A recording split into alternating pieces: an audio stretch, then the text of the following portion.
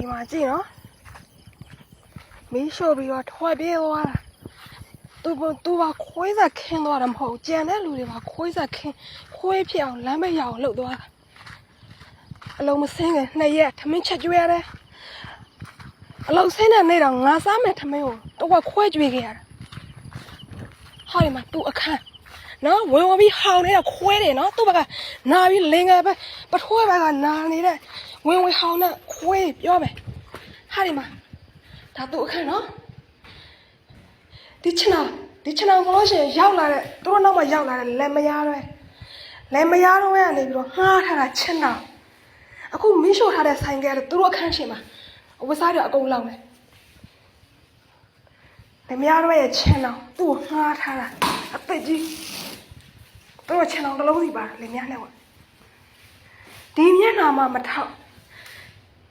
ပြောမယ်ဒီဟင်းအိုးဆိုလို့ရှိရင်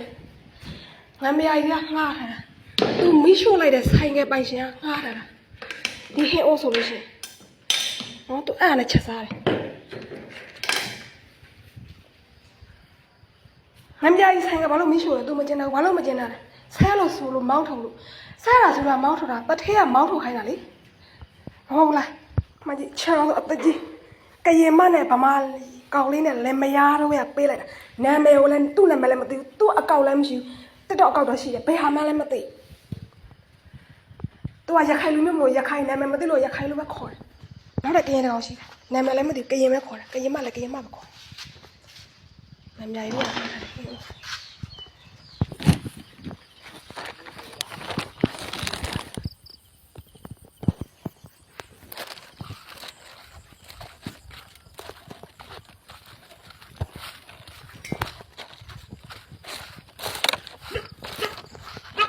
ဒီမနေချင်တော့ငါယူခဲ့ပြီပြစ်လိုက်ရမလားသူတော့ပြီးတိုင်းမတော့ဘူးလားနင်တို့ချင်တော့လေအသက်ကြီးလေရောယူလားအဲ့ဆိုတော့ဒီနောက်ပုံထားလိုက်တော့ခွဲရလားစားတော့မကြောက်ကြိုက်ပါလား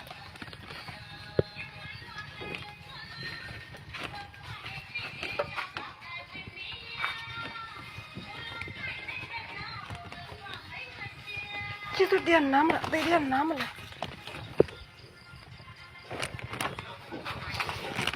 ဒီဘက်ကငါ့မှာရှိတယ်ယူတစ်ထပ်ရှိသေးတယ်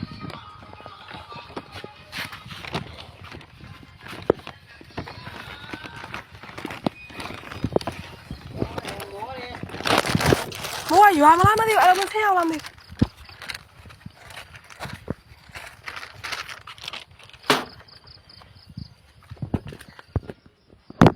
ဝင်ဟောင်းနေတဲ့ခွဲနော်သူ့ဘက်ကနာပြီးဝင်ဟောင်းနေတဲ့ခွဲတွေပြောရမယ်နော်သူ့နာမည်လည်းမသိဘူးဖေးဝအကောက်လည်းမရှိဘူးအပြင်ကောနဲ့ပဲစောက်သွဲပြီးလားတထေးနဲ့ဖုံးပေးပြောပြီးလိမ့်စာပေးပြီးတော့လိမ့်စာပြောတထေးလိမ့်စာပြောပြီးတော့ရောက်လာတာတော်တော်အကောက်တော့ရှိတယ်ဘယ်ဟာမှလည်းမသိဘူးနော်ထပ်ပြောမယ်သူ့ဘက်ကနာယူတော့ဝင်ဟောင်းနေတဲ့ခွဲတွေနင်းပထွေးဘက်ကနာပြီးဝင်မဟောင်းကြနဲ့နော်ခွဲတွေသူ့နာမည်မသိဘူးရခိုင်လိုမျိုးမလို့ရခိုင်လို့ခေါ်တာ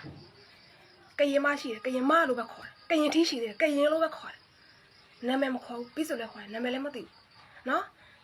ပထွေးဘက်ကနာပြီးတော့ဝင်မဟောင်းကြနဲ့ခွေးတွေ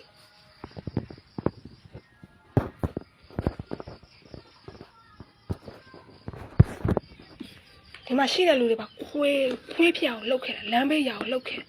မီးဘေးအရာလာညှိမ့်သွားလို့